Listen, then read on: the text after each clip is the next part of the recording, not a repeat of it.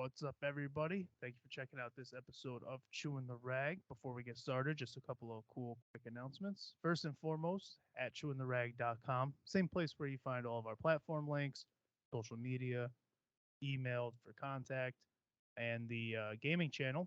There's now a section for merch. So if you click the merch link, it'll bring you to our web store where we have hoodies, t-shirts, water bottles, mugs, stickers, magnets, literally anything you could think of, we probably have it there. So be sure to go to chewintherag.com to pick up a piece of merch and make sure to like, rate, share, and subscribe on any of those platform links that you listen to us. It helps myself out, and more than that, it helps these guys out that I bring in that I think have cool things to promote. The more eyes on me, the more eyes on them, and it kind of helps the whole community, which is what this is really all about. Second, W Energy, good clean energy. Drink it every morning. I wear their merch. I have their hat on right now as we speak. I'm using their mouse pad. I highly support W. It's kind of helped me get away from coffee a little bit. I drink my W between like 6:30, 7 a.m. and I'm good until late afternoon, whereas I was drinking multiple cups of coffee a day. So W.GG and use promo code Chewin at checkout to get yourself some good, clean energy. Again, that's W.GG, promo code Chewin, no G, CHEWIN, Chewin at checkout. And one last thing, I am doing one more comedy show. I said I wouldn't, but I'm doing one more. Cairo, New York. It is September 24th, and it will be at the Old Factory Brewing Co. And I believe, if I'm not mistaken, all proceeds go to benefit hospice. So one more show. This is it. Not doing another one. Old Factory Brewing Co. in Cairo, New York, and that's a few months from now, September 24th. Thank you guys, and be sure to go into the description of this video while we are rather talking about charity. Donate money to help the kids in all my videos, or Spotify, all the descriptions wherever you're listening. There's a GoFundMe link. Donate some money, help the kids. They also have an event early September, and I believe if you click the GoFundMe, it goes into that a little bit more. So come support those guys, support myself later that month to benefit hospice. And thank you guys again for checking out this episode.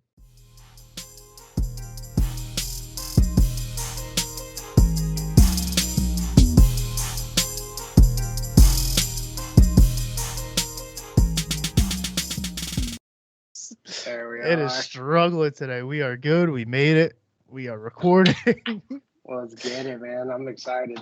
Yeah, man. Welcome to Chewin the Rag. I'm your host, as always, Chris. And today with me is somebody I've been teasing all week. We got my man TPhilly. What's going on, T? How's it going, man? It's been a wild ride getting here, but I'm glad I'm going to sit down and talk and everything. So I'm excited, man. It's funny because you were talking about how like you use Teams all the time, and no matter what, you open it up and there's an issue. It's like literally you're not the only one. Anytime I go to record, it's never like sit down, hit record, good to go. Exactly. Yeah, I work for Tesla, and so I'm on Teams all day, every day, talking to our customer service agents and whatnot.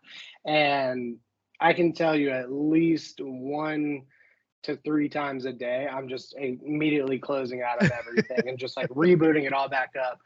I mean, it's probably the amount of people in our organization, obviously, but Yeah. you would think Microsoft being, as big as they are, they'd figure it out by now. Like, come on. Yeah, I mean it's not a new company by any means. Exactly. He needs to stop buying land and focus on his products. That's what he needs to do. Exactly.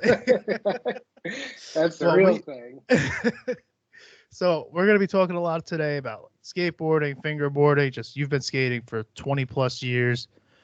So we got a whole bunch of questions. I'm excited because we get a lot of like fingerboarding and conversations in here, but I don't really have a lot of fingerboarding experience. But I skated a lot as a kid, so it's like I want to talk skating, and then we'll get into that. And I know a lot of my listeners are excited too because I mean skateboarding has come up in like at least a handful of episodes now, so it'll be really cool to kind of pick your brain a little bit on that. I'm excited to tell my story, man. It's been a long, painful, but exciting journey. I will say that. It definitely went by a lot faster in hindsight now. Yeah. A lot of those memories, like, you kind of wish you could go back, but yeah, it's been a great ride. And I definitely wouldn't take anything for granted that happened or change anything. So Yeah, it's insane how fast just like things like that go. Like I'm doing comedy at the end of September, and I haven't done comedy since like 2018, but it feels like I was doing comedy a year ago. My son, I haven't yep. done it since he was born, and he's gonna be 4 in October. Oh So wow. like, so I'm like, I feel like I still got it, and then I'm like, I'm listening to old jokes. I'm like, I'm gonna use that. Like, I didn't remember even saying that. Like Exactly. that Like, wait, did flew by. I need to use that one again. No, Yeah, maybe nobody will remember that yeah. one. No, But, that's seriously, yeah, that's the same thing. I mean, like if you've been skating for so many years, and you go out to these spots and you don't want to end up as, one of those guys that only has like a handful of tricks that they do like yeah, every single spot. So, over 20 years trying to like, figure out like an algorithm really to, get different tricks on different spots, try to make it unique. There's so many different things to it. And so it's crazy. It's same it, thing as comedy. Like there's so many things that have to work out perfectly for it yeah. to end up a success. Yeah, I'm excited because my son, I play like session online or like I'll play like Mhm. the Tony Hawk games, like the same thing when I was a kid that I'm playing now. And he sees that and he has the fingerboard and he has like a little Kryptonic skateboard. But we just ordered his first complete. He's got a Santa Cruz coming, and I'm All excited. right. I'm excited to get him introduced to the addiction of getting hurt and everything else, because that's all Dude, it is. the main thing, like, so even when, like, we'll get into this later on, but like when I would coach kids at the park or like, any newcomer that would come around and ask, like, what's the first thing that you learned on a skateboard? They think I'm joking, but it's literally I learned how to fall. You learn how to fall. It's 100% you learn how to fall. That is your first thing. Like it sounds redundant because you don't want to fall, but Yeah. you have to learn how to fall. It's kind of like I was watching this thing the other day about stunt people Yep. and how they have to practice to fall and stuff. I was like, it's the same type of thing. They're trying to be safe but do dangerous things. Same type Yeah. of scenario. You learn it in like fight. Like I have a couple cage fights, whatever. But like when you're getting taken down, your first instinct you want to put your arm down, and a woman just snapped her arm in a cage. I'm like, that's why you don't put your arm. Like you got to just kind of roll into it. You're You gonna just get got to take taken it to the down. back. Yeah, that's all it is. Don't put your arm down. You're gonna break your arm. It's not gonna be fun. Exactly, and that's one of the biggest things. Like I don't know what clicks about like maybe the fight or flight instinct, like Yeah, whatever it is, but putting your arms down is the worst possible scenario that you a can hundred ever percent. go. Because I mean, I always tell people like look at the width of your forearm and then look at the width of your Yeah, back. Your exactly. back can take it. Your arm is not going to Your take that arm's not very well. taking it. Exactly. Take it to the back. You might knock the wind out of yourself. You'll be all right.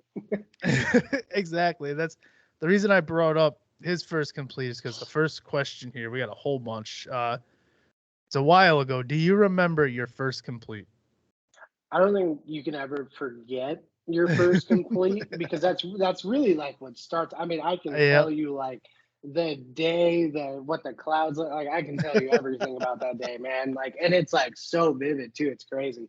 But there was a local BMX shop in Highlands Ranch, Colorado, back Mhm. when I think I was like 10 or 11 years old, and my dad ended up finally agreeing to go in there because we would drive by all the time. We're like, can we just stop? Can we stop? He's like, all right, Yeah. fine. So we finally stopped in there, and there's this World Industries board, and it's called the Red Baron board, and Yep. it's where Fire and Willie are going at each other on these two planes, shooting each other. And I thought it was the coolest thing in the world. My dad was like going against it, going again, like yeah, being the dad Right. figure. But in the end, he ended up buying it for me, and there was this dinky little skate park up the street from me, and I'll send you a picture of it so you can put it in here. But Yeah. it's called Water Tower Skate Park. It was literally a prefab wooden park that had two quarter pipes and like the steepest, tiniest pyramid in Oh the entire world. my. That was it. And that was it.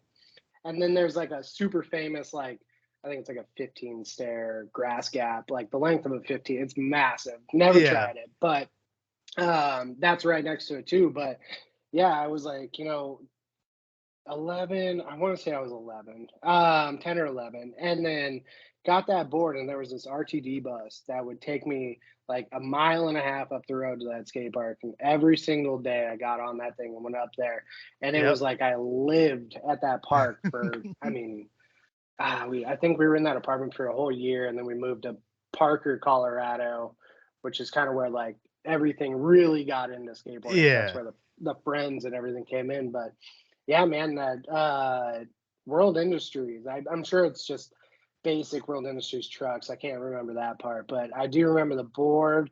And man, it was like just the most gorgeous, like blue sky day in Colorado. And I was like, everybody wants me to do this right now. It's the perfect like whole scene. So it was just like a little kid's dream, man. No like cool Christmas story or anything. Yeah, like no. that, but hey, man, it lit that fire, and it literally has, I mean, it still hasn't extinguished. You know what I mean? Like I still have that drive. I want to do it. Obviously, later on in our podcast here, we'll go over why, but I still will always have that fire no matter what.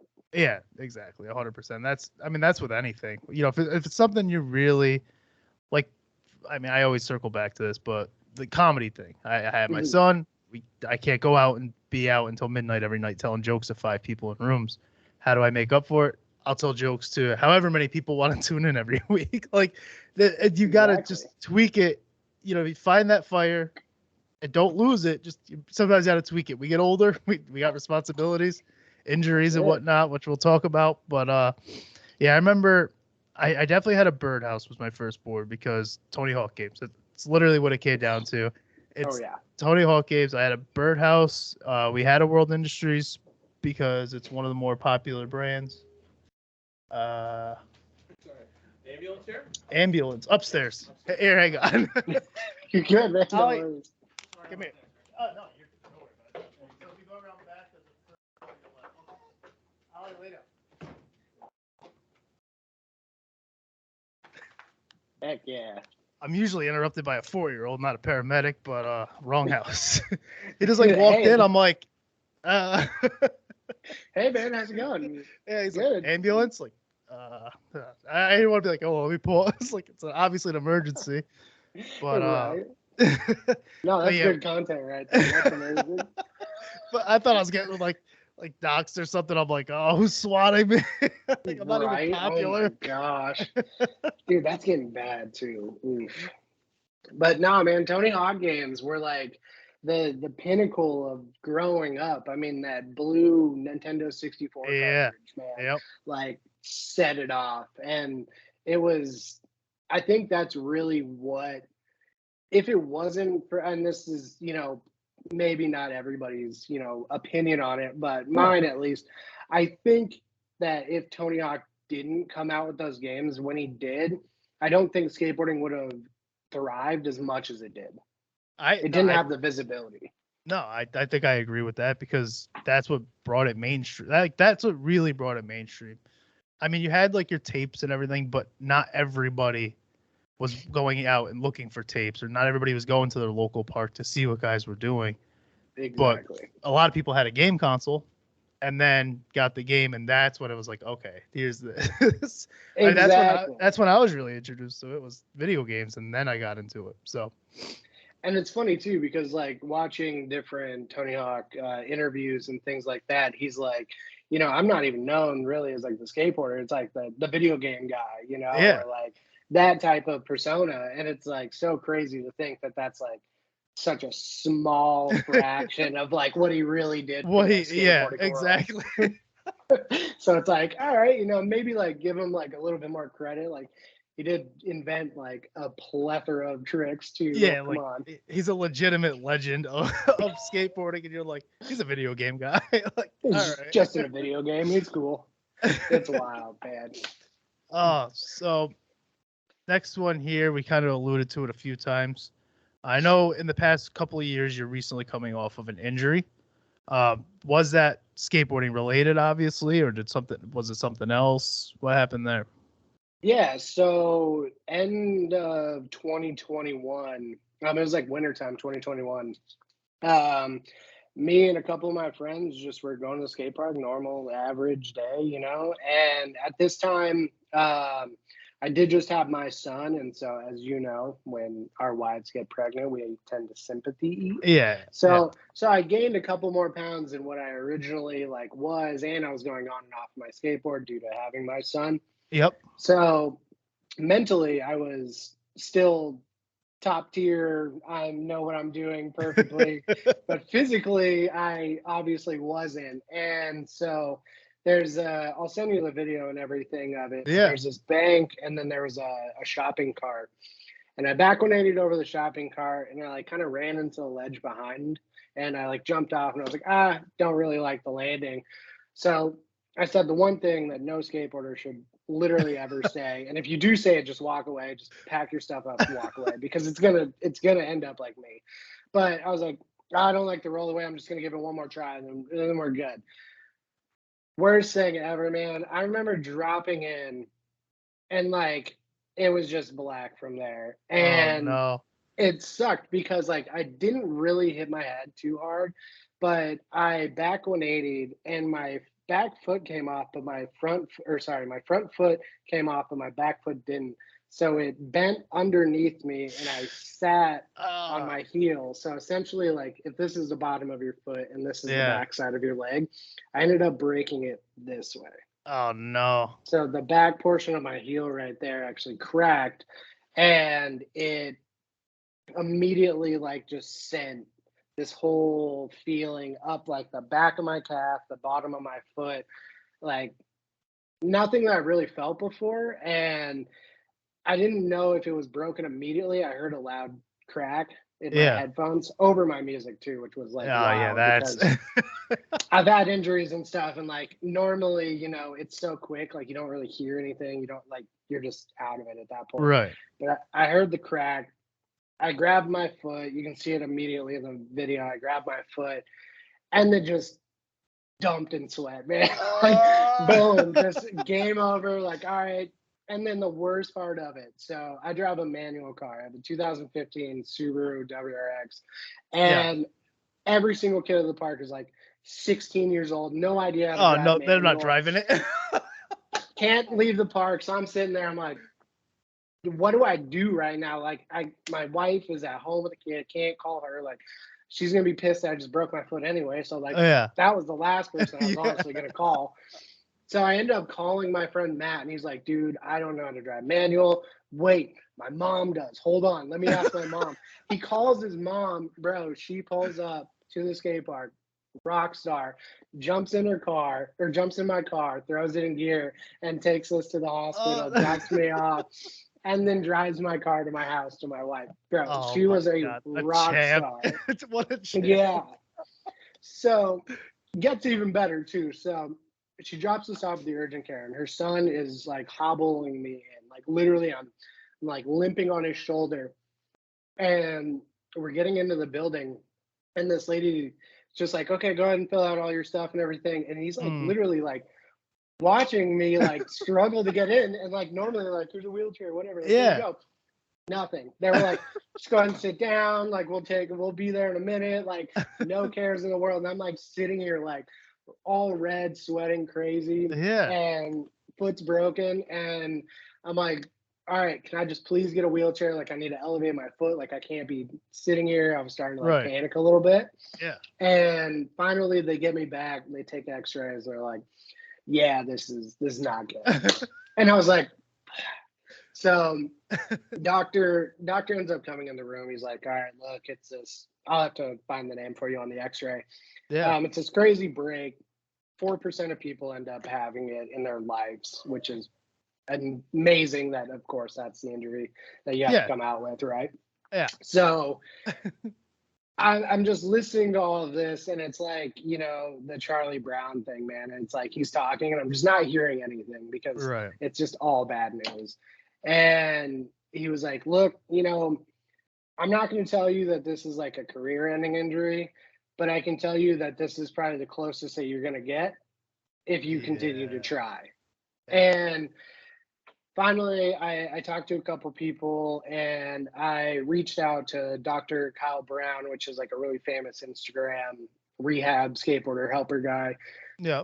Sent him my story, asked him like what I could really do and things, and he gave me a little bit of advice and like stretches and things like that. But the real part that destroyed my career was the height of impact that my heel is allowed to take now. Without it possibly re-shattering or re-breaking that area due to it being such a weak section now, Yeah. it can happen a lot easier. Don't get me wrong. I'm sure I could go out. I'm sure I could skate, 4-stair, 5-stair, something like that. Take it easy, try to land on the board as much as possible to relieve, any stress on my footprint insoles, different things like that. Yeah. But knowing me and how I used to view myself in the skateboarding world, I'm going to go back 110% and I'm going to push myself 110%. And then I'm going to end up breaking it twice as bad. And then, career-wise and family-wise are all going to take, hits from that. Yeah. So I kind of just, took it on the chin and was like, this is going to be the opportunity where I just take all that time and energy that I would have put into myself and I'm going to put it into my son to learn how to do it. Right. And that's how I kind of got over it. But yeah, I don't think I'm still over it. Yeah. Years, like it, dude, we'll go into it later on in this conversation, but after that injury, I can tell you that was probably one of the hardest pivots I've ever had to take in like my life ever, like literal life. And it's mainly because if you go back to like my original story, so I was never good at school. I never really went to school. I was just dead set, 99 or 91 kid. So like, I had that 90s drive of like, nobody's telling me shit. I'm doing whatever I want. Yep. And being pro was like the only thing I had on my mind. Since that day that I got that board, I was like, I'm going to be pro. I don't care about school, girls, money. I'm just this. This is all I want to do. Yeah. And then doing that for 20 years, and then having it ripped away from you, it's kind of like, the NFL people that, grow up and they train and train and train, and then they get, smacked one time. And now their career's done. But all they've known their entire life is football. And all I've known my entire life is skateboarding.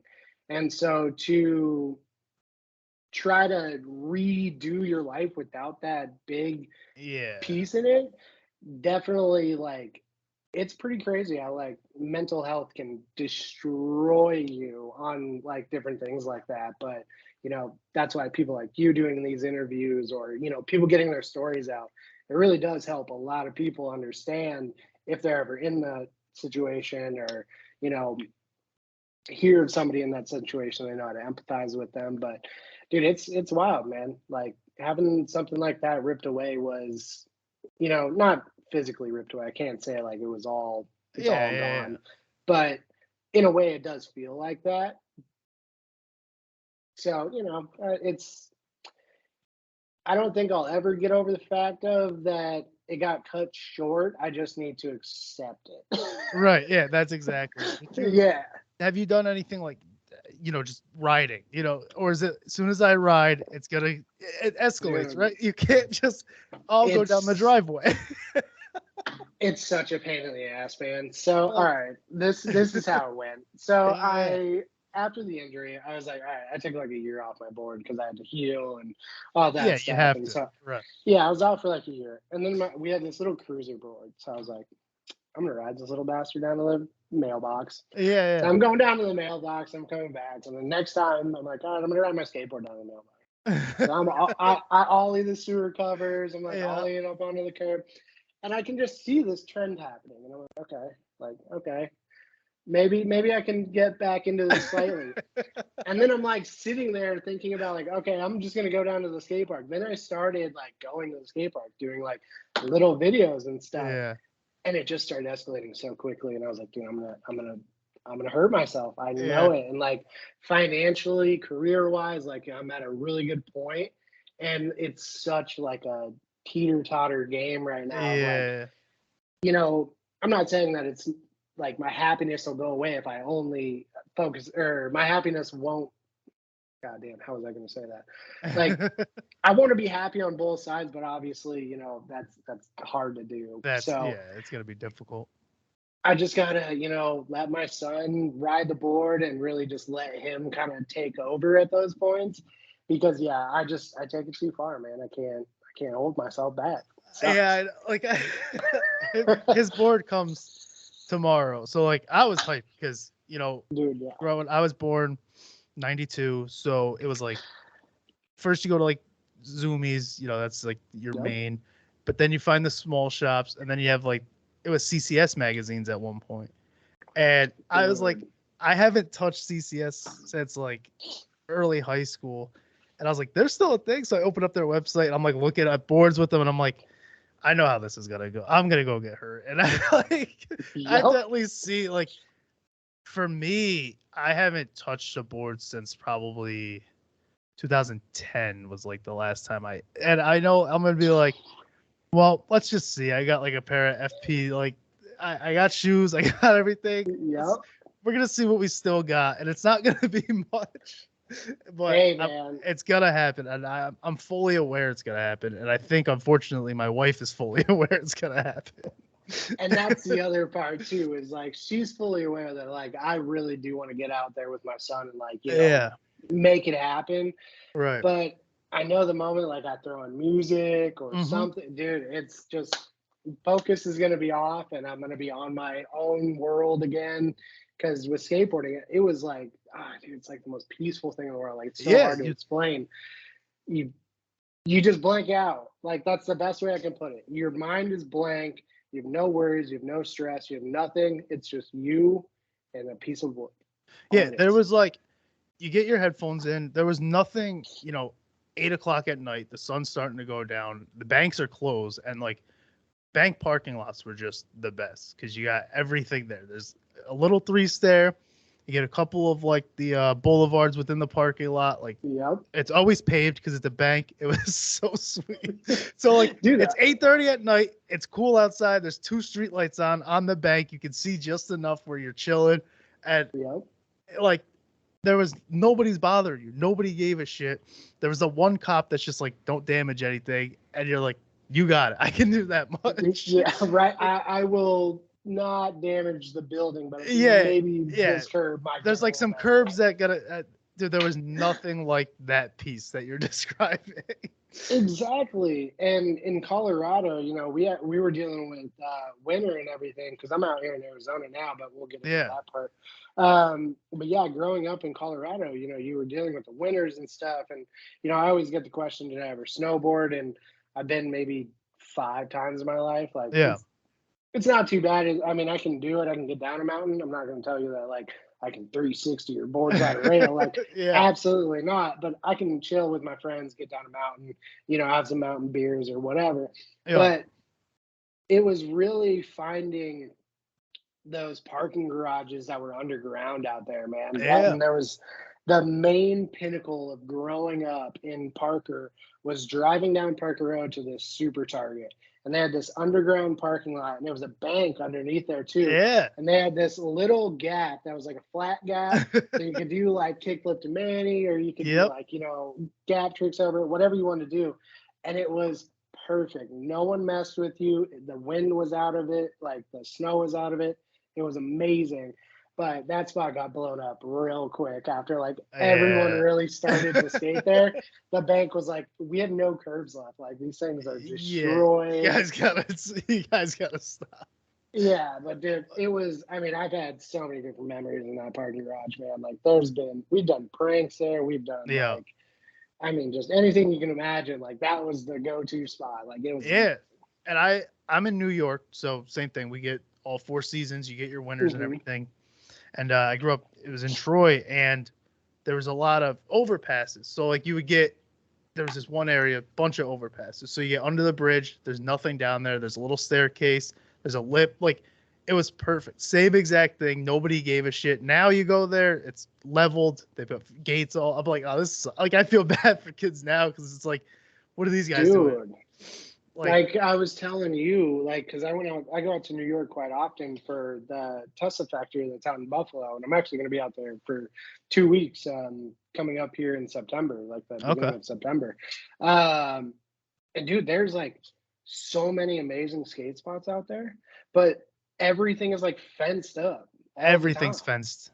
Literally everything is fenced here. It's like, is that just like an East Coast thing where I don't we'll just fence everything that we don't need right now? I don't know what it is. I don't understand it, but like I've noticed it the past couple of years. I didn't know if it was like a COVID thing, but like the more I drive and the more I like actually look around, everything's fenced up. Like even where I live now, I would like fish over here when I was a kid, and I didn't live up here, but I would drive here and fish. And now it's all fenced. Like no trespassing signs, gates are up, and it's like, what are you guys even using this for? Like exactly. Like so, let me use it. So let me ask you a question. So out there, like with the skateboarding scene and everything, because like obviously being a West Coast skateboarder, you know, we were known as like the pretty boys because we got the nice spots, the nice weather, the brand new concrete. How was like the New York early skating? It was like opposite. It was like, just cracks everywhere. Yeah, you're like you're looked at as you were looked at as dirty, like you're just a punk kid, and all our roads are dog shit. Like it was really fitting to be looked at like a scumbag because like our state flower should be the Newport. Like it's not. Oh my god, dude! Like, but it was super tight knit though. Like my buddy, I haven't seen him since high school, but Drew introduced me to like all his friends, and like, so I grew up in Cohoes, which doesn't really mean much to you, but it was just a small city, and right across the bridge is Troy. And in Cohoes, there was like really just like three of us that would meet up and skate. There was a few guys who were like really good and didn't want to associate with the guys just starting out. And then when I went to Troy, which was high school, that's when like I got linked up with Drew and his buddies, and they were all like BMXing and snowboard and like that type of shit. And even just crossing that bridge, it was so different. Like Cohoes, you were harassed, you were looked at like, what are you doing? You're fucking everything up. You're running around with spray paint. It's like, I'm not even spray paint. Like you're just making shit up. Like you're just looked at like a scumbag. Like I'm just skating. And then Troy, they had other shit to worry about. So they just left us alone, tight knit group. And that's when it became cool. That was like the headphones in, you know, I could zone out. I wouldn't have to be alert all the time. So it was really different. And that's why I talked about this on a previous episode, how like skateboarding's blown up. Like right now, you know, there's so many people. You go on Instagram and like, I wonder how that feels for people like you, for example, seeing that. Like it used to be such a niche thing, you know, not everybody was doing it. Like people are looking at it as a sport now. That's like back then it wasn't a sport. Like it's even hard for me to be like, yeah, skating's a sport. It's like I still look at it as just like a hobby. Like I see, and the thing is, like I still, and obviously this is my opinion, but like I can't classify it as a sport either. Yeah. Because if you think of a sport, you think of like a multi-person team. Right.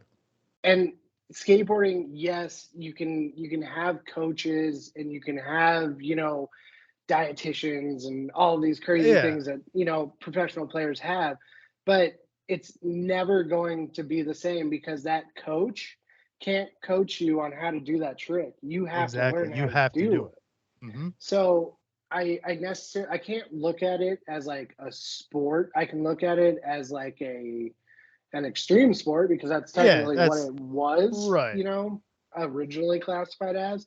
But to bring it to the Olympics, I think was something that, you know, I never foresaw back in like the early 2000s ever happening. Not at but all. I think that it is what skateboarding needed to continue to progress. 100%. And not fall out, because skateboarding in the early 2000s, I mean, there was a big wave where all the companies started dropping off. The core companies really disappeared. And this is when, you do see a lot of the bigger companies come into the game, like Nike, Adidas. Nike, and, yeah. But I never really thought of skateboarding as like a sport or anything. And it was crazy growing up and being like classified as this like delinquent because I was riding around this piece of wood. That's what I mean.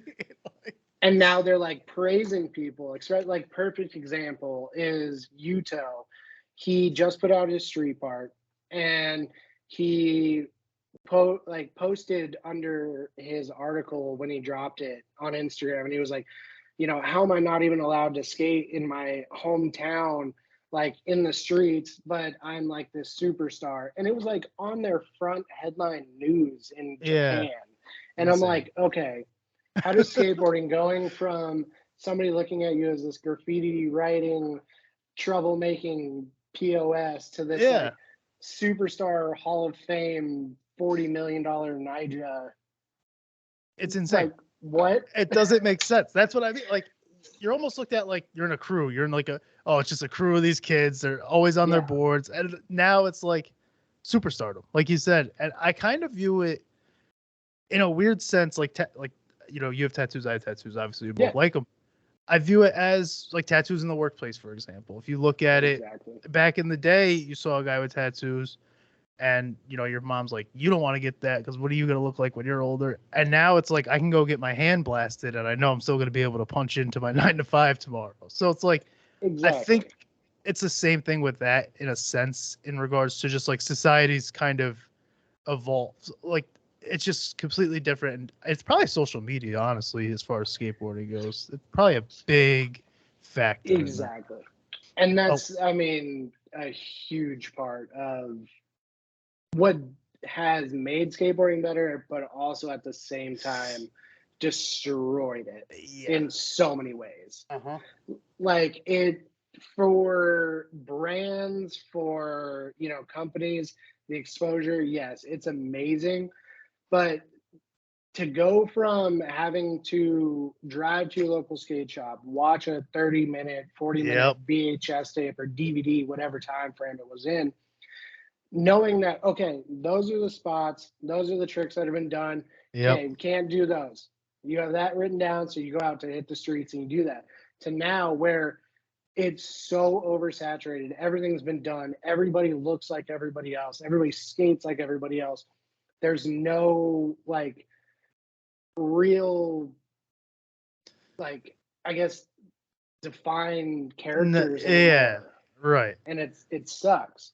Besides, like, the old school guys always will have their thing, but like these new guys that you see, it is like you're just kind of imitating what you see, and like it's not necessarily a bad thing, but it's not a good thing. Like, let's get some originality. And one of the things I like, there's skate parks will have like their Nike SBs, and they're still gatekeeping a little bit, and I'm a fan of that. I'm not gonna lie. Like, people are on Twitter and they're, I went to go get these SBs and they told me, if I can't kickflip, I'm not getting them. And I'm like, you know what? Good, because there's guys who want those SBs to actually skate in them. Like, if you want them for fashion, you can go on StockX and you can pay, because I'm completely fine with being gatekeepy in certain situations. Like, 100%. I think gatekeeping is 100% fine. I'll say it here. And I'm sure, like, don't get me wrong, if I was like a skate shop owner and I knew that I was going to be able to flip these shoes immediately and like, it's good for business. Yeah, that's awesome. But then that's more of like a Zoomies mindset too. Yeah, that's exactly. Versus a core skate shop mindset. Yeah, I like the idea of like inviting kids in, like, you're getting these in your size, and I want to see you do a kickflip before you get them. Like, you're not in them. Yeah, you're not getting a size 12. What size shoe are you? You're a 9. Here's a 9. You're not reselling a size 12. And it's Come on. Use it. I feel like it's not only good in the gatekeeping sense, which a lot of people don't like, but just like the skate community, I feel like people should see that. Like, I think that's important for these up and coming kids as well. That's just my 2 cents on that. I thought that was really cool that they were doing. If I would have kept all the original Nikes that I ever skated, I have a lot of Nikes. As you can see, this is like my go-to skate shoe back in the day. The Janowski actually was. I had God, dude, I think at one point we counted it up. It was like 54 different colorways I went through or something like that. Like, dude, it was my favorite shoe for years. They were the But best. if I would have kept those original shoes and like never skated my Osiris D3s or Yep. like, you know, my audios, or dude, I could have made so much money, but what is the point? You know, Right. That's it's exactly it. it's not like shoes are cool. Don't get me wrong. I love shoes. I'm a shoe guy, Yeah. but I will wear all of them and I will destroy all of them. I don't care. Yeah. That's what They're they're used just, at the end of the day, they're just shoes. Like, for. I'm not a Exactly. sneakerhead. I like shoes. I'm not a sneakerhead. I'm not gonna just have a display case. Everything I have, I'm gonna wear. Yep. Um, we actually had a question about shoes. So I always had Lakai and Nike SB. Like those were the two that I preferred. And then I was one of those kids. Like I had Supras. I wouldn't skate in my Supras, Okay. but I liked them. Like, well, everybody, I wasn't like a Jordans guy. I wasn't big. I was Nike. I would skate in Supras. I would walk around in. Like Dude, that was my big thing. it's funny that you bring up those two. So we'll kind of start from when I first started skating to like now, or really, Mhm. you know, because Nike took over for a long duration of it. Yeah. But in the beginning, it was circa. No, Mhm. actually, my very first pair of shoes were Etnies. I had Etnies, and then it Etnies were went like the to introductory shoe for it it was like was, DC and dude. Etnie were like you were introduced to skate shoes with those two. They were in Payless. That's why. Yeah, exactly. That's what it was. So it was Etnies, and then after that, I bumped up to Circas, and Audio and Osiris all kind of fell in that same Yeah. time frame. But I ended up starting to get a little bit better and a little bit more well connected in the skateboarding world. Mhm. And so I started to hang around this shop called A Track back in the day. And the Circa rep came through and like started lacing up my friends because they were already sponsored by the team. And I was like the little kid trying to catch up. Yeah. And so he would flow me like a pair of shoes every once in a while. Like it was never like any sponsorship type thing or anything. But his name was Pat and he was amazing. And he, dude, that's another reason why like I love the skateboarding community and everything. Cause he was just looking at this little kid, probably like, who is this nerd over here? Yeah. Like, come on, man, get out of here. And then like gave me a pair of shoes and like really saw the progression of why, like, or why that helped me so much and everything. Yeah. So it was really cool. And then later on, our buddy worked for the same guy worked for Supra. So we were able to talk to him and connect with him. And then that's when like the sky top Muscas and everything Yep. came out. And like, dude, I was like, yeah, never gonna wear those. I'm sorry, man. So I just couldn't do it. I was the low Yeah. top type shoe, bulky, you Yeah. know. I didn't care about that, but just the like high tops, it wasn't that Dude, they've got gear, you know. ridiculous. Dude, they meant sky top when they said They sky top. It was they like were soccer, so insane. Yeah. socks, man. It was Dude, crazy. I think they had like 3 strap, like they were insane shoes. And I I'm pretty remember sure I they even had had zippers. yeah. Dude, I had so many pairs of Supras and they were always like not like these purple and gold. Like they weren't just like, oh, he's got these black Supras on. They were bright and they were Dude, they were up to like the middle of your shin at the least. And then they got up to almost knee high. exactly. I thought I was the shit. And I'm like, now I'm not touching those. Dude, it's kind of like those red boots that came out. Those are like Oh, the new yeah, Supras, dude. Oh my gosh. But yeah, Oh, my buddy Jameson like continued to skate for their team and like was getting shoes from them and it was awesome. And then I met this guy, Andy. Unfortunately, he passed away due to a snowboarding accident, but he was the rep for Globe and he was like sending me all types of like voucher cards to get free shoes. And yeah, dude, that's it was sick. amazing. Me and my buddy Ben were like getting flowed by him for probably about a year when we were riding for BC Surf and Sport in Colorado. And dude, meeting reps, being in skate shops, like if there's any advice I can give to like the younger generation that's watching Yeah, this, don't ask for free stuff. Just be yourself and just like chill in the shops. Be yeah, there and be present. Like I'm not saying go mop the floors or anything like that, but just like don't be annoying. Don't ask for free stuff.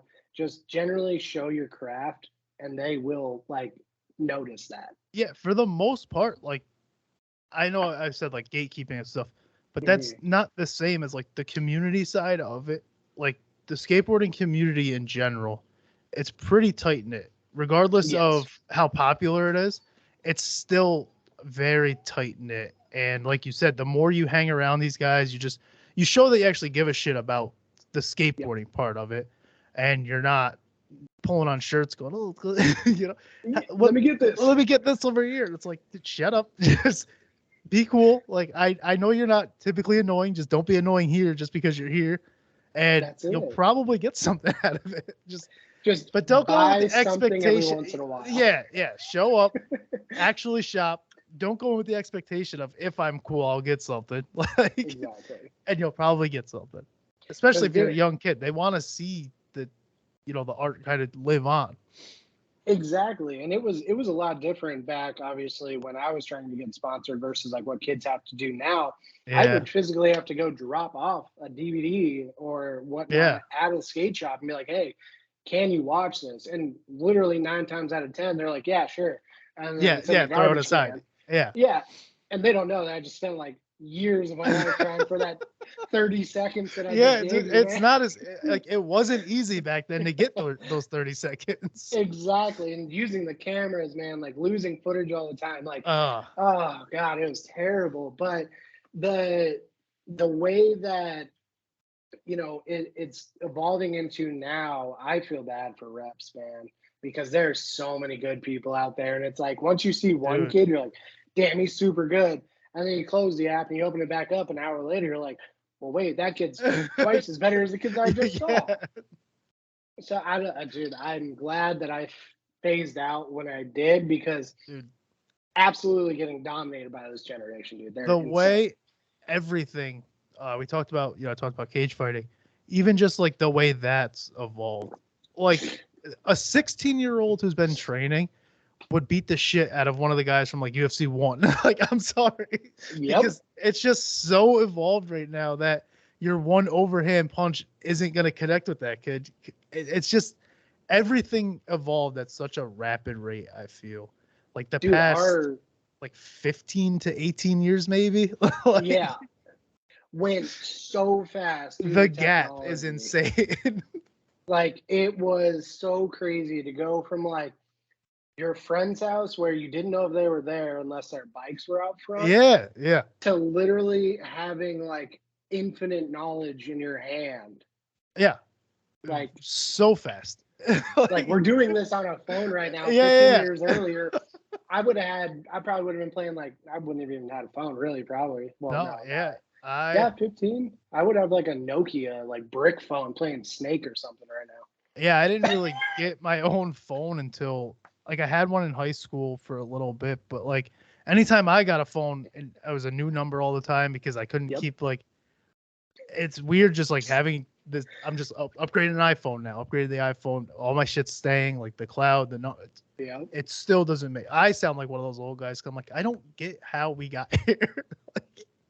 Dude, I don't. But we're here. Man. Watching like because a lot of the 20-year anniversary videos are coming up. Like, yeah, right, just did their 20-year anniversary video, which is like the most iconic skate video of my entire life. Like that video right there, I probably watched more times than I could even fathom. Yeah. Because it was literally just the way in the beginning when they were doing the slow motion and you could watch how their feet would flick the trick. Dude, there was so much information there. And like, it was so cool to see that being done for the very first time also. Yeah. But now you look at videos and like Nigel's getting chased by a drone and you're like, well, this kind of looks dumb, man. Like this is way too CGI. This even real. Like, come on. So it's pretty wild to see like the evolution, even like the video world too. Like it's just night and day. Yeah, like you don't have that guy with the big camera at his knees, bent down on his board, following you on yours. Now it's just like, I'm going to sit back here and I can just do this. And I'll catch you as if I'm right next to you. And it's going to be the most clear video you've ever seen in your life. It's going to look sick. And it's like, I don't want that. Chase me around with a fucking camera. Dude, that Fuck VX off. movement. Oh my God. When they were going from VX to HD, getting rid of the VX 1000, Like, which is the most iconic camera ever used, ever probably in any sport. I don't care. Like yeah. skateboarding has made that camera what it is Yeah. today. But to move that to the new HD with like the massive depth lens and everything, Dude. I've been filmed by those big depth lens. Yeah. That is like 55 pounds, like Dude, all they're fucking assembled massive. and it's like not worth it, like at all. If I was a filmer, I'd be like, dude, I'm going with a drone. Yeah. Like, Yeah, like I but understand it.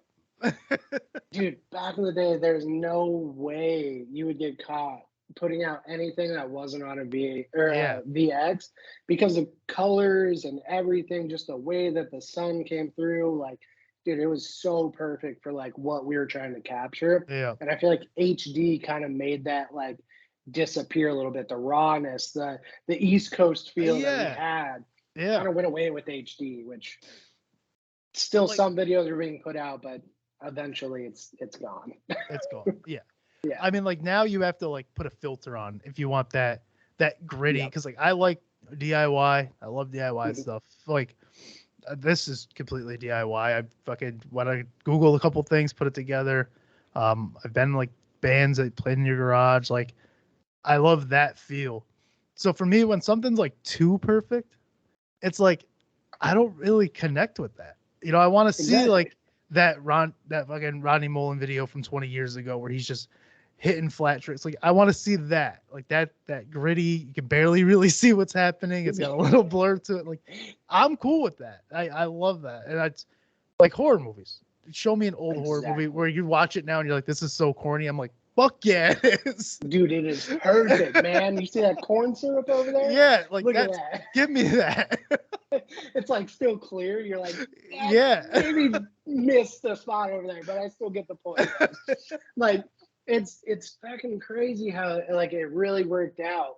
And you know, looking at like the different like rawness of skateboarding, so like going into like the person aspect of it, Yep.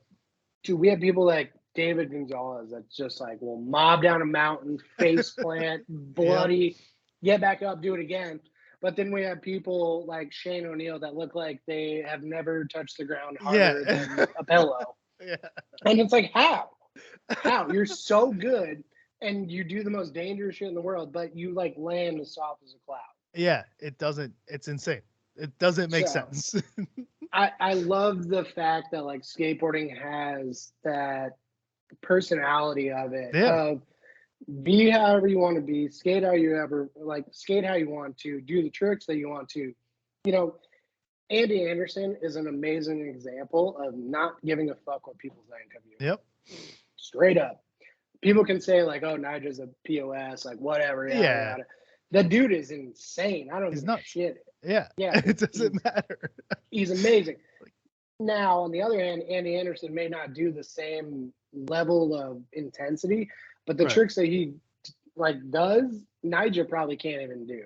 Exactly. So, you know, that's what I loved so much about skateboarding is that there was such a homey feeling to it because nobody could tell you how to actually do it. Nobody could really tell you like you were wrong or you were right. Obviously, if you touched your toe or something, you were like, yeah. clean it up. Come on. Right. But Right. you know, realistically, if you backside flip, you know, a 10 stair and you drag your toe a little bit, nobody's gonna be like, you want to redo that? Yeah. Like. I mean, nowadays, yeah, probably because it's getting a lot more meticulous. But Yeah. dude, back in But the I day, think man. that's such an issue we have with everything as far as the meticulous. Like, Oh my let's God. not get away from the art form of Yeah. it all. Like, I like, you know, if a band is playing and his voice cracks, I'm not gonna be, hey, stop the fucking song. Your voice cracked. Like, do it again. Like, no, I want the realism. Don't touch everything up. It doesn't need to be. And I look at skateboarding a lot like music. You know, you might have two guys who do the exact same genre, and one might look, I don't know, like me, and then you have the other guy with fucking dreads, holes in his shirt, doesn't look like he took a bath, and he's fucking killing. It's like, Yep. that's completely that. I like that. Like, I feel like that's how it should be. You shouldn't lose who you are trying to clean up yourself because you want this image on stage or image on your board. Like, don't clean your shit up. Don't be a dickhead, but you don't have to clean your shit up. You can be yourself. And I don't like Exactly. that we're getting away from that with the people on the social media, and they're pointing out every fucking thing. And it's like, we don't need to point out, hit me up in private, say Mhm. like, hey, on your last episode, you did this. I'm a listener. I saw it. I just, maybe somebody else will. I don't need you in Yeah. my comments, which nobody has, but like, I don't need you in my comments to go, what the fuck was that? And it's like, come on, dude, people can see that. The skateboarding world when Instagram first came out was so dirty. It was so toxic, man. Good God. It was bad. But I totally agree with you. Like I see the evolution and I see where it's gone.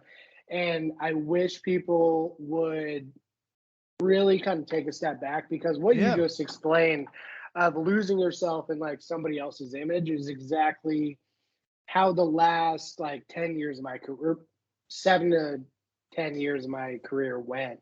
Yeah. I was trying to please everybody else. I was trying to, be this sponsored, perfect, steezy, contest winning skateboarder and everything. And I had this mindset that like I was there, Yeah. but in reality, like I was just a drop in the bucket, Yep. And so I don't want like the newer generation trying to do that same thing of like trying to impress everybody or trying to like really move away from your core self and like, you know, expand out on this fictitious, Yeah. Exactly. persona. And that's Exactly. what I did for a lot of my ending career. Like I was like, oh, I'm at this fucking level and nobody's ever gonna, take me. And Right. then I got my reality check. And it Yeah, was like, your it career's happens done. like whatever it might be, like an injury, but it doesn't always Yeah. have to be an injury. It could just be like, you notice your boys are kind of fading away from you, like just little Yeah. things that it's like, I gotta kind of self-reflect and see exactly what's happening there. Exactly. So we actually linked up. It's mostly through fingerboarding, honestly. Yeah. Did you stumble into that before the injury, or was it something that like it caused you to kind of dive into that more? Just having that fire, for example, needing to be on a board, whether it's feet or fingers. Like, it's like I got to do something. That's exactly how it was. So after my injury, it was like, I played Skater XL all the time. I got really good at that. So I was still in like the mindset of like skating tricks and, trying to do like an Instagram edit of like Skater XL stuff. And like it Yep. was just Yep. pissing me off because I was like, I want to be out doing this. And then my buddy Nate, one day, he was like, hey man, like, have you ever fingerboarded before? And I was like, yeah, like I used to have tech decks back in the day Yeah. and stuff. And he's like, no. Like, have you ever really tried one of these? And he was like, well, yeah, just try this one and like, just let me know and dude, it was like the most frustrating, Dude, pain in the ass little hobby I've ever had in my entire life. it But doesn't make sense. it's the Like, exact same frustration as real skateboarding. And that's why I got like hooked like immediately. I have a fingerboard. I have a fingerboard, and I know how to fucking ollie. Okay, I can get Yeah. on a board. I haven't done it in a while, but I know, like, I understand what to do, and I'm like, why isn't this fucking thing? I need these back wheels up. I'm playing with my son, and I'm like, this is like ollie, and I'm like, well, the back wheels have to go up. Well, the Yeah. back wheels, and I'm like, you would go like this. I'm just doing it with This my is what it looks hands. like. Yeah. It's the most Seriously. fucking irritating thing. And people are like, oh, it's these toys. And I'm like, yeah, all right. It was a tech deck, it was kind of just like a toy. It was a little plastic Exactly. thing. But now, like, you can get these real wooden boards. They're pretty sweet. And they are really fucking difficult to use. Even if you Dude. understand skateboarding, these things are a pain in the ass to use. Just the sheer fact that you have to like learn how to use like just that last Yeah, joint dude. of your finger. It's so Never thought I would ever do that. But dude, these things are like, I had one right here, obviously, but Yeah. like it's like you can just see the size of it. Like, how do you do all that That's and what like make it all perfect? blows my mind. And I just got a handboard recently, so I'll bring you over to the little. This is where all the magic happens, so you guys see everything. But got the display case here and some obstacles, but we got the full blown handboard now. Dude, it's so fun. I commented on your video. I was like, I forgot handboards existed. Like, I Dude. remember it was just, I completely would have never I remembered, tech decks. I remembered fingerboards. Yep. I know skateboards. I completely forgot that there was that middle ground with handboards. And I saw that. And I was like, holy For a shit, year. dude. It was like a year they came out. Yeah, that's what I mean. It was a flash. Like, and they didn't really catch on too much as far as I remember. So, like, when I saw that, I was like, holy shit, I forgot all about handboards. Dude, it's the same thing. Like, if we would, God, dude, I had so many Pokemon cards. This is like frustrating every time I think about it. Because I'm it's the most bro, irritating I had thing. every first edition, like, holographic. I had everything. It's so annoying. I don't even want to talk about it. Exactly. So I had one of the original tech deck ones that they first came out with. Yeah. I had one. And obviously, as a kid, I like destroyed it, did whatever with it. Dude, if you look on those things on eBay now, they're like over $100 for those, which normal handboards now are like $100 too. But if I was able to hold on to that thing, oh my God, that thing is a gem. Yeah, dude. Like, oh, it would have been sick. But dude, I never heard about those coming out again until literally this year.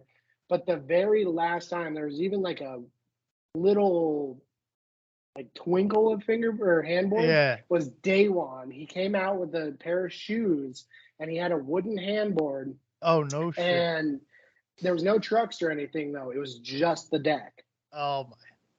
So Insane. I was like, dude, I wonder if they're starting to come back. And then naturally, later, boom, now they're all back. Day One was just in my area a couple days ago, actually. I was pissed off because I wanted to bring my son. I got out of work, and that's when I got like the notification from one of the skate shops that he was in the area. My buddy shared it. And it was like the whole like Adidas skate crew. There was a handful of guys here, and I was like, son of a fucking. I got home, and I'm like, I was thinking about bringing my son, and then I look at the time, and I'm like, he's about to go to bed. He skipped his nap, so he's got to go to bed early. And I'm like, I was like, I gotta pay more attention because like it was sick. I mean, it was raining, and they were just like out there fucking skating in the rain, giving out shoes. I was like, fuck, I should just went. Dude, I can tell you right now from personal experience, I've had multiple conversations with Day One, and I'm not trying to like toot my own horn or anything like that. But just being in the industry for so long, like you're gonna reach out to them at some point. And I will say to you right now, out of all of the different pros and like the owner of S, like a lot of the big names I know, Day One is by far the most genuine, kind-hearted person I've ever met in my entire life. Yeah, still to this day, I message him like Merry Christmas and Happy Birthday because he does it back every single time on my birthday and stuff. And I'm like, dude, it's insane to think that like I've never like met you in person, but we've had these Instagram conversations, and he's like on it every year, like Happy Birthday, man, Merry Christmas, hope your family's doing well. And it's like mind-boggling.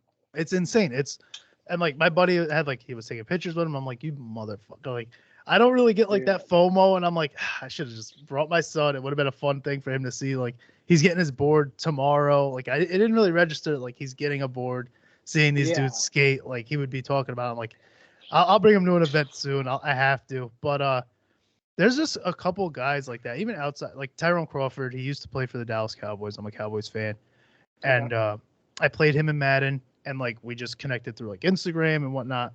And like I'll hit him on like Father's Day, and I'm like, Happy Father's Day. He's like, oh, you too. Like there's just certain people like Day One who are just like you can tell they're authentic guys. You know, like they're gonna hit you on your birthday. They're gonna be like, oh, happy birthday, and like. There's a couple Cowboys players who like watch all my stories and they'll message me if like, and I'm like, it's still cool. That's a cool part of social media. Exactly. I've never seen this guy, I'm not going to go past him in Target and dap him up, but like you get that authentic conversation still as if you've known each other forever. Exactly. Another one that was like super cool, man, is I actually have a lot of. Speaking of Day One, sorry. 5-day Look launch at week that. on the board right there. Cody McIntyre, dude, is like seriously amazing. Texas guy. I'm sure you would love him. Felipe Gustavo, I talked to him Yep. about mental health stuff a lot because he was super cool. And then my buddy Jagger Eaton down here in Arizona, like just seriously the most positive, well, like focused thinker Yeah. I've ever seen in my life, dude. How he goes about competitions and like skating is so mechanically perfect. It's amazing. Yeah. That's awesome. But, it is like something you have to be like really cerebral with. Like obviously it's really physical, but I mean anything that requires that much physicality usually requires just as much, if not more, mental. And that's something that I always respected with skating, fighting, like anything where you're really putting yourself forward like that. People don't really think about the mental aspect of it. So I always respect those sort of guys who are like that. dude, it's pretty crazy to think about like the battles that you have to like win with yourself. Yeah. In sports like that. I mean, dude, it's got to be the same thing for like NFL players getting on the field for the first time. You see like, 15 300-pound dudes, Dude. and you're like, holy shit, here we go. I just saw, it was just training camp, but they released like helmet cam footage from a quarterback. And like you watch these guys, you're like, oh, how'd he miss that pass? And then you watch the helmet cam from them in the huddle taking the snap, and it's like, how does anybody actually see downfield? Because I'm gonna shit myself. One of those guys. How do you do anything? Like, yeah, I'll never say like, oh, that was such an easy pass, because bullshit. There's no such thing. exactly, man. And what's so crazy about it is like in skateboarding and like other sports, Yeah, people don't think about like wind and like all of those still affect they all of us too. Yeah.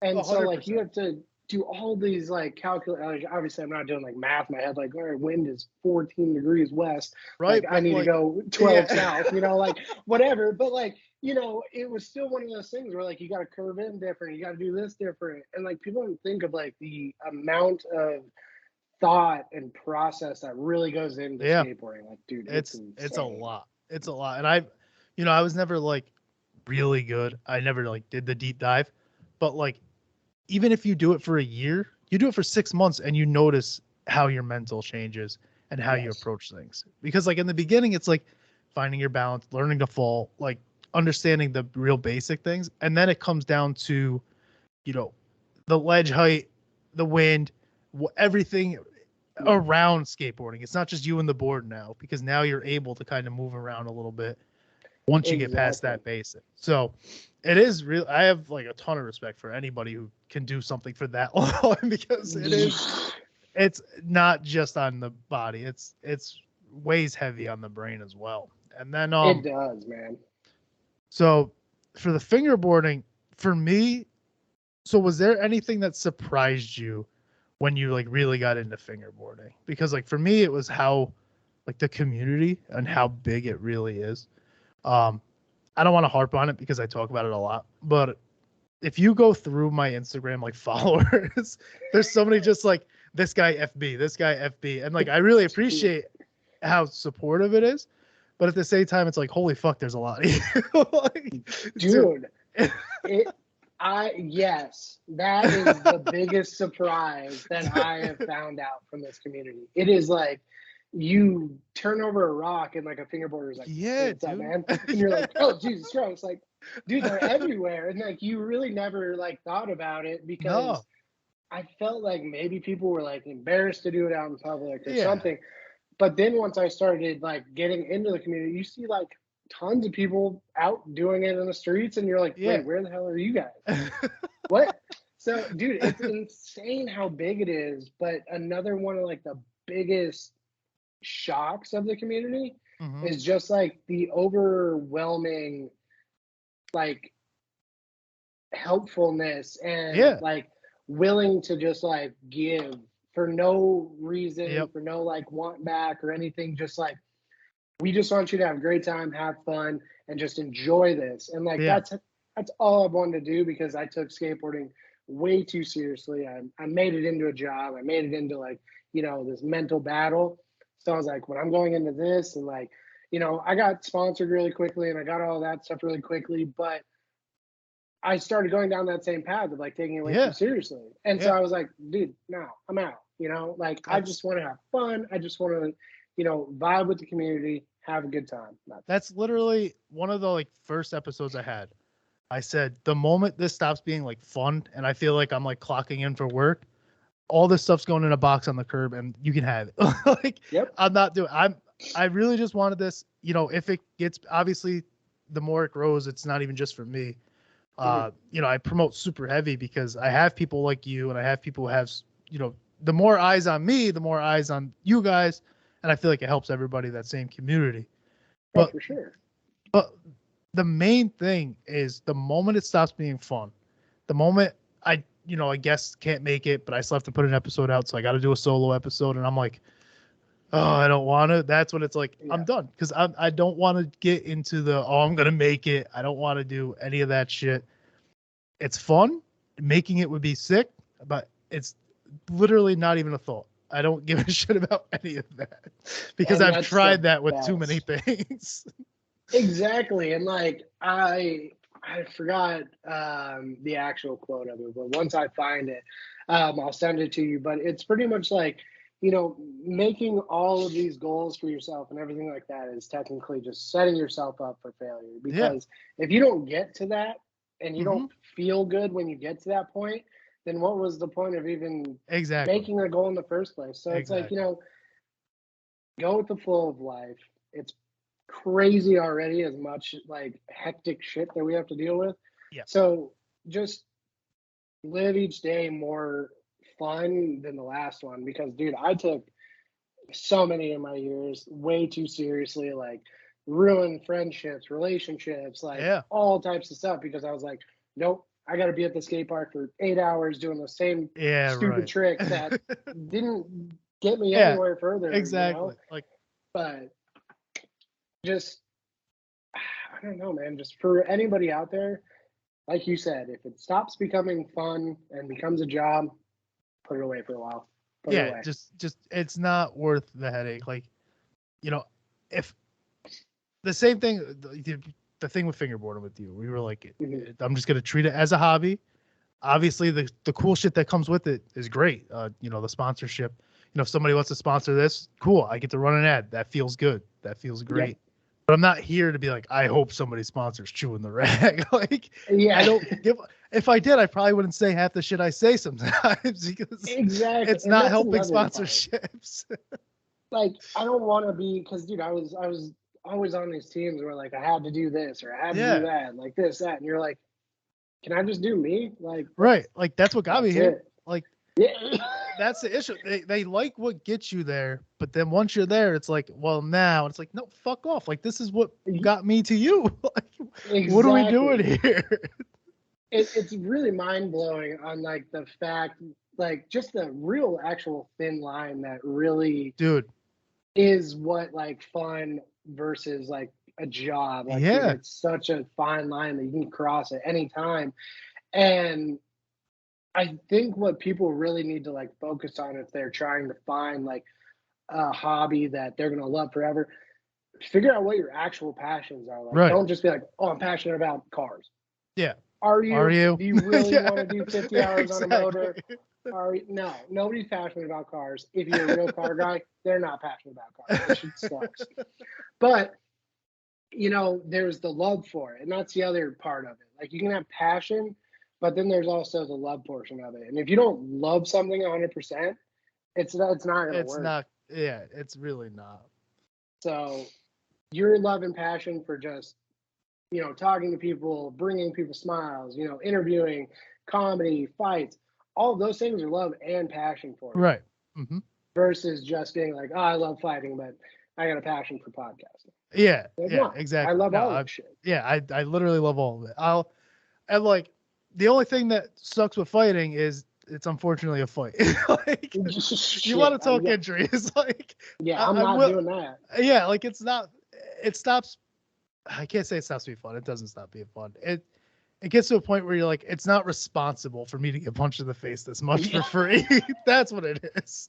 Dude, seriously. Oh my God, man. I didn't even think about that. Like the damn, like what, 10, 15 years that fighters probably take to get up, the amount of punches that they took. That's what I mean. Like, it's like even just going to the gym. If I were like, hey, class is at 7:30, I could still make it. It's not responsible of me to go on a Wednesday night and just get the shit kicked out of me. But I love it. Exactly. It's so crazy. Like I respect fighters more than like anybody on this planet because you're literally walking in there to get punched in the fucking face. Yeah, and at amateur, there's the only thing on the line at amateur is maybe I'll go pro. Like, there's no real, other than that, there's no real benefit to stepping into a cage as an amateur, except maybe I'll go pro. And the cool thing about it is really you can kind of go pro whenever, but it's not going to last long. I mean, if you're a guy that sucks, like I didn't win my fights, but if I were like, all right, now it's time to go pro, it's okay. You can call yourself a pro fighter. You can even take a pro fight, but nobody's going to sign you after that first pro fight if you got your ass whooped. Like, exactly. So you can dictate when you go pro, but you can't go back to amateur once you do. And you have these guys who want the title of just saying like, I'm a pro fighter. Like, but are you? You've had 2 fights, you lost them both, and nobody's signing you. So I feel like you're just a guy in a warehouse. Like, exactly. I don't think you're a pro fighter anymore. I'm sorry.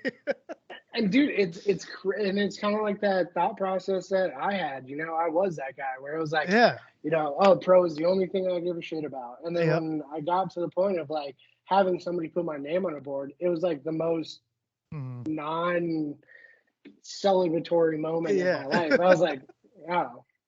Yeah, that wasn't that fucking cool. It comes and goes pretty fucking quick, like that feeling. Yes. And I'm not somebody, I really don't live in the moment much in general. Like, I'm not an excitable guy. So, like, those feelings of, like, oh, that was great, they kind of go away, except for something like this, where people can go back to old episodes. And, like, I can do callbacks to old episodes. That's why I like jokes. You can always do a callback. So, like, I like that stuff because I'm not somebody that's in the moment. So this is on record, and I can, like, when I'm editing, there'll be things where I just hear that I didn't really pick up on, and I'm like, oh, we said that? That was pretty good. Like, yeah, right? I love that. Dude, there's that's why I love, like, I always wanted to get into the podcast, especially, I listen to Joe Rogan more than, like, anybody. Yeah. Two Bears, One Cave. Yeah. I like my two favorites. But this type of journalism and, like, just the different styles of podcasts that people have are the best things for, like, anyone out there. Like, I don't 100%. Care who you are. It is regulatory or whatever, unregulated, like, media. And that's what we truly need, because, like, you and I are not just sitting here falsely, like, lying about every single thing. It's true. Everything's true. And, you know, obviously to some people, they might be like, well, your opinion is not mine. Yeah. Okay, like, cool. That's fucking fine. That's fine. But, you know, and that's what I love about podcasts, because, I mean, any news or anything like that nowadays, it's like, I'm not going to watch it. So. Exactly. But, what's up, buddy? Say hi. That's it. What up, little man? So, I mean, that was actually a good time around. Last but not least. Cool. What is your favorite genre of music to skate to? So this is actually a weird question to answer. Okay. And this might make sense when I actually explain it. So if I'm skating a ledge, like a grinding ledge, or like a flat bar, something chill, I'm listening to rap, hip hop, 90s rap, a lot of like rap music. Yep.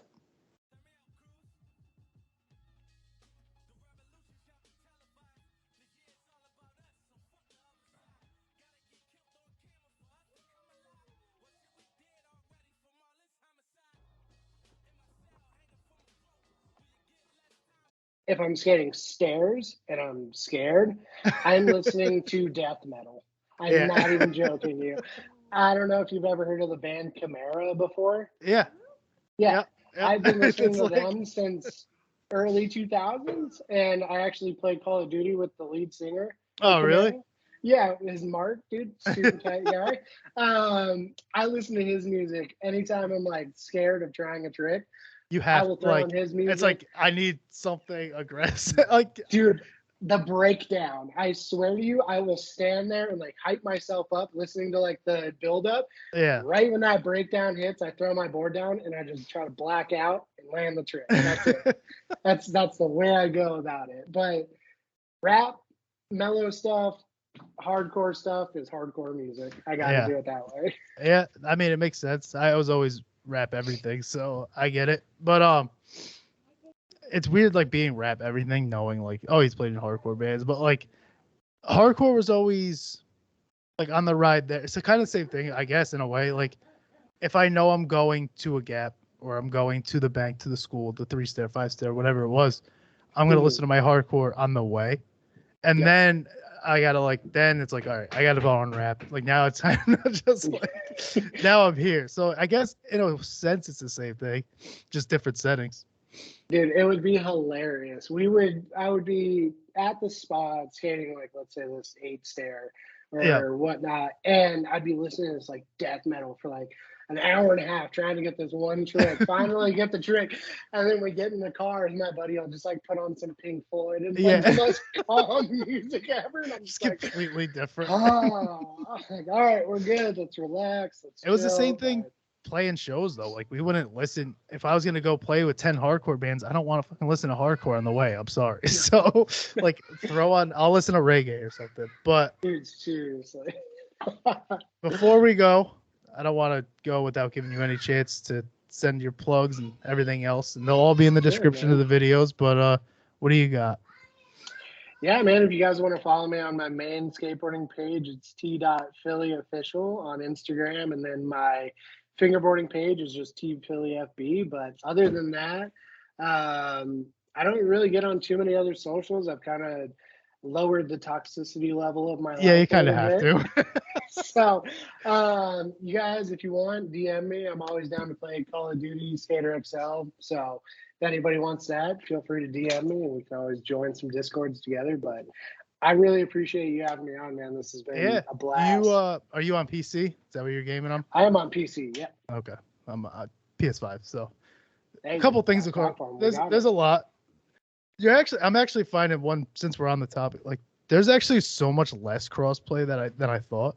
Like my buddies on PC, you get like your Apex, your CODs and whatnot, but like, dude, it's 2023. Like, can we start? Everything should just be cross-plat, but that's on me. That's on me. Why are you still using a console in 2023? I mean, dude, I'm about to give up. Dude, PlayStation runs faster than this thing, and it costs 2 of them. It's crazy. I know. Yeah, we already talked about our technical difficulties trying to even link up, so I don't even want to get into that. Exactly. So, but man, on that note, it has been a wonderful, wild ride with you. I can't express how much fun this was, man. Yeah, it was fun. Messed up. Yeah, that works. All right, TPhilly, everybody, thank you. Cool. Peace out, man. Have a wonderful night. You too. Thank you again. See you guys.